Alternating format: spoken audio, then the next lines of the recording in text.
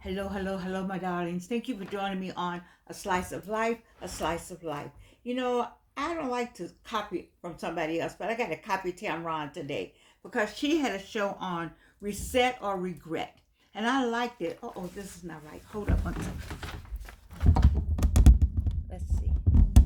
Anyway, I think this is better. Yes, I think so.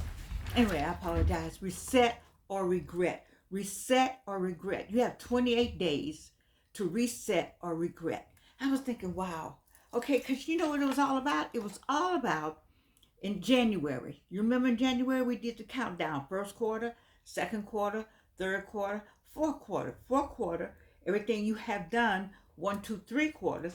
The fourth quarter, you're getting the results from it. You seeing the results of your work. You're getting money or finances or something because you had 3 quarters to prepare. We talked about that. But you know, everything didn't get done. Life steps in the way.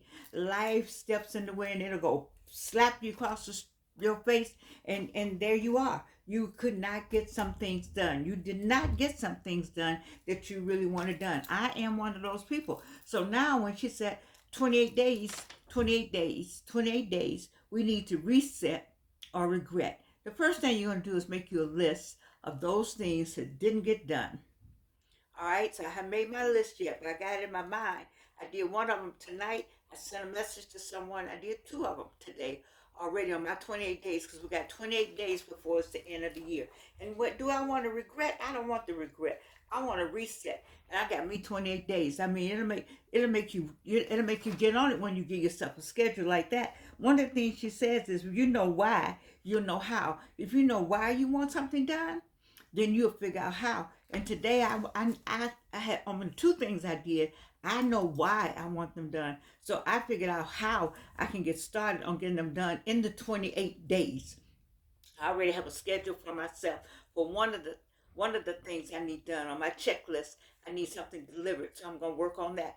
The second one, I send an email to a person that I need something um, formulated, and so they have enough time to get it done. If that person would get on it, see, sometimes when there's somebody else involved, you don't know if you can get to make the 28 days. But I'm working on. I know the why, so I'm gonna figure out the how because I really want these two things done. Then I have a third thing done. I'm gonna start on tonight. A third thing on my list, and then I got a fourth. I don't know how I'm gonna do that, but I got four things on my list so far that I'm gonna either reset or regret. I don't want to regret. I want to reset.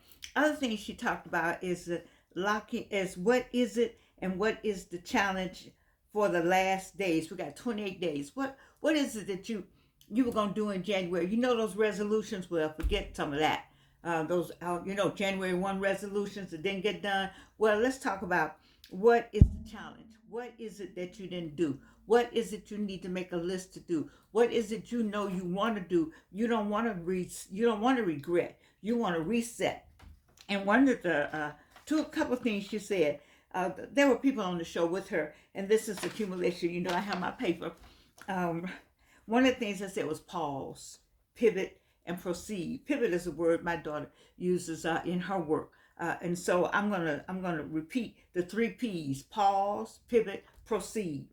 So I paused today. I paused when I heard that show because I was doing something else, and I said, "Oh, Tamron, let me see what she's talking about." Then my daughter said, "Are you watching Tamron?" Then I knew it was something I needed to be watching, and sure enough, pause. I paused and watched that show. I don't know if she has it on YouTube. Tamron show for today. Today is December the 3rd, 2025. So you can find it from there. But pause and then pivot. I pivoted. I had something else I was doing today. Didn't do it. Didn't do it. So I said I'm gonna do that later on today. But in the middle of the day, my mind started thinking about the 28 days and what I needed to do. I want to reset or do I want to regret? I don't want to regret. So I'm resetting, recalibrating, rethinking, reanalyzing such a thing, sorting again. That's what I'm doing. So I'm pausing. I already pivoted for the day, and I've already proceeded. So I need you to get that in your mind. If you're going to reset or regret, then you're going to pause, you're going to pivot, and you're going to proceed. And the reason you're going to be able to proceed is because you already understand why you want it done. Ergo, how will come to you. When you understand why you want it done, let me say that again for the people in the back, then ergo, you will know how to proceed.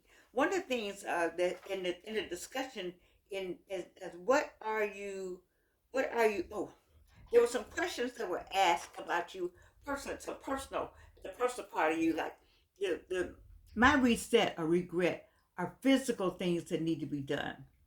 But some other people's reset or regret are some internal things that need to be done for themselves, for their mindset, for the personality, for character change, that kind of thing. And so there were some questions that I certainly did enjoy answering, and I'm gonna ask you those questions. And one of them was, "Who am I when nobody needs me?" That was a powerful question. Who am I when nobody needs me? I enjoyed answering that question, and I want you to answer that question yourself. Who am I when nobody needs me? Do you know who that person is? Are you comfortable with yourself? Do you need to be needed? When people, when you on an island by yourself, you look around and you on Gilligan's Island and it's just you. Well, you remember that it was some more people. I never understood why they didn't get off the island when there were other people came to the island. Anyway, that's like Lost. Okay, I'm digressing too much. No, what was the ship? The plane. Okay, too much. Anyway, who am I when nobody needs me? I love answering that question. I need for you to answer it. And then another question that was asked that I just had to write it down. What are you pretending not to know about yourself? What are you pretending not to know about yourself? You know some things. You know what all this lends to, don't you? In my earlier shows, I used to live for this, the mirror. And the reason why you need to have one of these nearby for this question, what are you pretending not to know about yourself? It's only one person can answer that. The same person that's going to get in the coffin with you. The same person in the mirror. The mirror person and the person in the coffin are the same people who can answer these two questions. Who am I when nobody needs me? And what are you pretending not to know about yourself? You can't lie. You can lie all day to everybody else. You can fix up, prop up, earring up, lipstick up, cream up, but you cannot lie to the person in the mirror. See that song, Man in the Mirror? He wrote that thing. And then there was another question. It said, what would your future self say about your present self?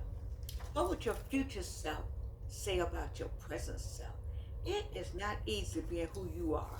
It is not easy being who I am. It is not easy. This journey called life, after a certain age, nobody tells you that what's waiting for you at this age, because you have to find out yourself, or somebody would tell you, you wouldn't believe it. But I just remember saying in one of my shows that I've never been this age before. I think it was Coco who taught me that. I've never been this age before. So if I've never been this age before, how would I know necessarily how to act this age? And perhaps in my younger years, I wasn't around anybody 83. My mother lived to be 88, but I was a whole different age and a whole different age group, you see. And so I wasn't around her all the time. She was in Indiana. I was in Georgia. So I miss seeing the transition.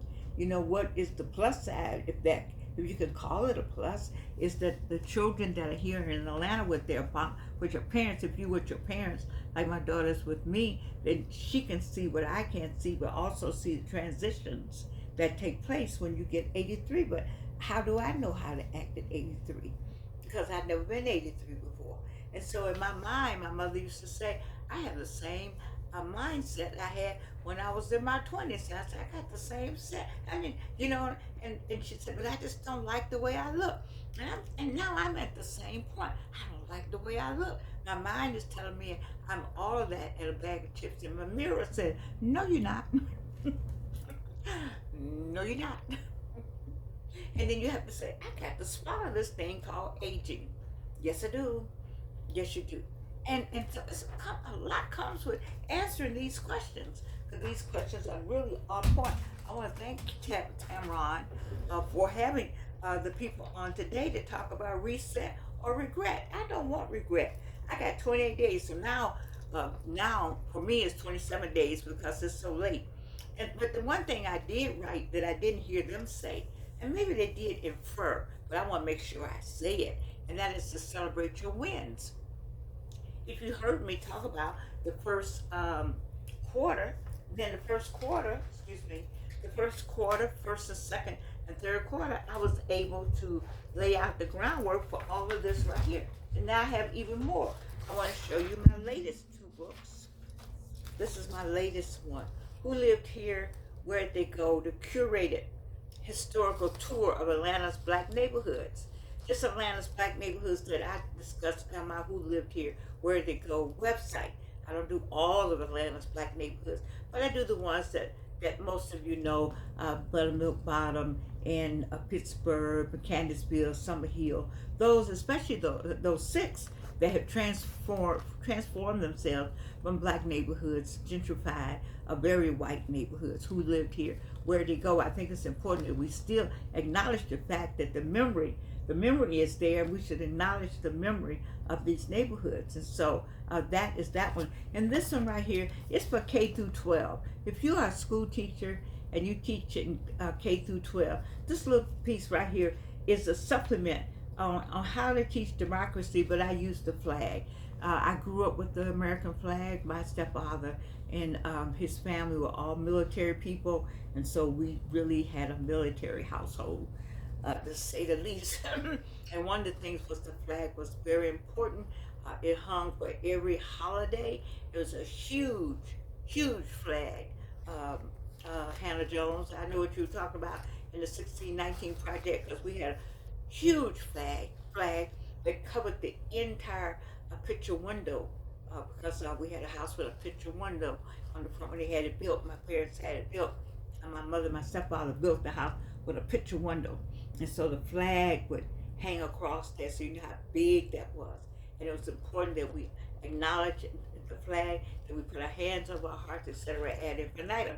And so I did this piece, a flag within a flag, teaching democracy. I think it's important for young people to understand this flag, not be weaponized by it, but understand the beauty and what it really meant here, what it can mean if you present it appropriately, because we are Americans, we are African Americans, that's who we are.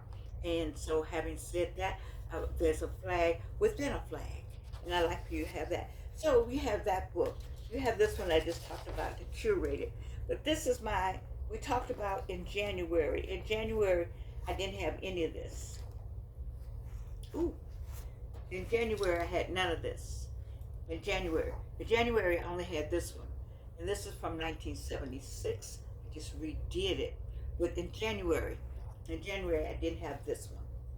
I didn't have this one. Oh, sorry, this is my notebook. I didn't have this one. Oh, I should say, this is the general book on Who Lived Here, Where'd They Go. This one's the GIS mapping book. I didn't have that. I didn't have this street. I got this one because of a classmate up in Gary. He was talking to people in the neighborhood about Gary, Indiana, and I put this together with some ideas of you should write down your own stories. And so I have space in there where you write your own stories, or you remember your neighbors, you remember who sat on the porch. You know, all that's been erased. And so, but you remember it. You see, so here, let's write it down.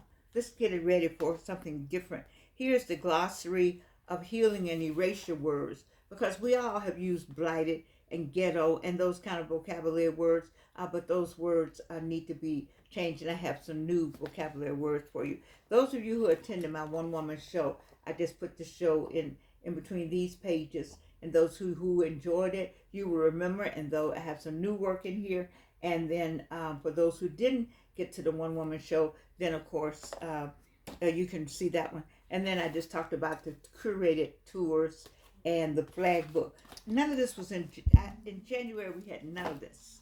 That's 1, 2, 3, 4, 5, 6, 7. In January we had nothing. January we had this book. So we have 7 plus the one I already had, which would make 8 books. And many of you have all of this on the inside of you. You just need for me to encourage you to get it on the outside of you. You can reset or you can regret. And I didn't want to regret. I wanted to reset. That takes a lot. I had a tremendous amount of issues that came along with doing those books. I don't want you to think that I had all that kind of that it wasn't challenging, but many of you have great ideas on the inside of you, and you think you need to elaborate, or you think you need, I don't know, you don't need to do anything now, but just write the book. Just put it in between pages and get someone to edit it for you and put it up on Amazon.com. And because our information, everything about our culture, all that's being erased. And many of you came up in areas where information, we all know the information, but if it's being erased, then who is going to be documenting? Who's documenting it? Many of you need to document what I know that you know. Document it. Take pictures. For instance, I love, let me go back to Fontaine's work is up on my museum page, which I have not worked on this year. Oh my God, I got it. That's one of my 26. But her work. If something were, if they would say we don't want anybody to show their work anymore unless their last name begin with an S, then I would leave Fontaine out. You see, but I have her work up on my museum, a virtual museum, and she will have copies of her work in a book. I would like for her to do I think Beverly Fontaine. Ooh, that hair got on my. Beverly Fontaine and Lawrence Walden should take their work and put it in a book. Like Skip Mason. Skip Mason is who got me going on this, because I admire Skip, but he'll take some pictures in a minute and put them in a book and put some writing underneath it and get that book out, and then we'll have it. Do you understand the importance of making sure? I'm not knocking. I'm not saying anything about anything small-minded. I'm trying to say to you, because you said, well, that's not how you do a book. Yes, it is. You get the information, you put it in a book, and you get it copyrighted, and you get your ISBN number, and you put it up on Amazon.com. That's what you do. If you don't want to sell it, you get that book. There, I think about all the beautiful photography work that Sistography has done. That group with Sue Ross and Evelyn was in it, but a number of them have great photography work. Just take the pictures and put it down in a book. You saw one time I did a small book on friendship. People got mad with me, but I took photos of the destruction of Friendship Baptist Church, because I just couldn't believe, one, it was happening. I think it was Archbishop John Lewis was out there with me. I think Sue Ross may have been out there with me also, and maybe Bradley, photographer Bradley was out. There were a number of us out there, just we couldn't believe that our church was coming down the way it was coming down. And so I wanted to capture it myself and put it in the book. And some of the people got mad with me. Well, why would you record the destruction of our church? Well, you sold it. That's how I looked at it. So I wanted to capture because it was traumatic to me, and I wanted every trauma piece captivated. I did, because all I could think about was what the church meant to so many of us, and so This was the last remnant. I even got a brick. I went over there and got me a brick. I sure did. I went and got me a brick. I know they were really buying bricks or selling bricks. I don't know, but I just went and got me a brick. I had to have me a brick just to have. You see, so that's what I call about documenting research. You all on the other side of the screen, you got all this. This I don't want you to think this old Georgian. No, it's not Georgian. It's a commitment. It's a reset or regret. It's a reset or regret. So in 28 days, you got to sit and you can still sit down and get something and put it between some pages and have it ready to be uploaded to Amazon. You can in 28 days. Now you're 27 days. But you have to know the why, and then you'll know the how. But because many of you have been people who well travel, you got all those pictures on the phone. Why are they on the phone? You lose your phone, cloud doesn't work, they come up with something else.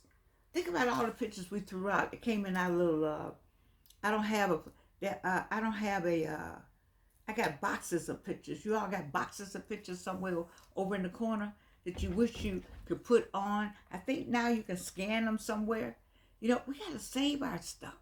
We need to save our stuff. Get a committee together on your family. Who's the person? Like I know there's always a family union. There's someone that does that, takes care of all the pictures, da da da da da da da. Get somebody to do that and put it in a book and sell it to everybody in the family. Okay? Remember I told you, reset or regret. Get that start that now. Start that process now. I know I'm going past my normal time, but I just wanted to it's about motivating. It's about taking an action. Taking action motivates. When you see all this like this, then just know, do it yourself. Don't talk about what I'm doing. You do one. Get something out with your name on it, and have something for future reference. When they say it didn't exist, you say, "Oh no no no! Here it is right here. I have the list." No, no, no. Well, when did you all do that? We did. Let me get my book out. Document, document, document, document, and put it somewhere. It didn't have to be all the things I have are for schools. All of them. I want them all to be free. I prefer that all the work is free. Number one, and that the schools and professors and teachers have the material. I've been teaching since 1964, and I know I retired from Dr. Airlines, but I retired from the training department. But I said all that to say that we need material. We have many of you who've been many places in the world.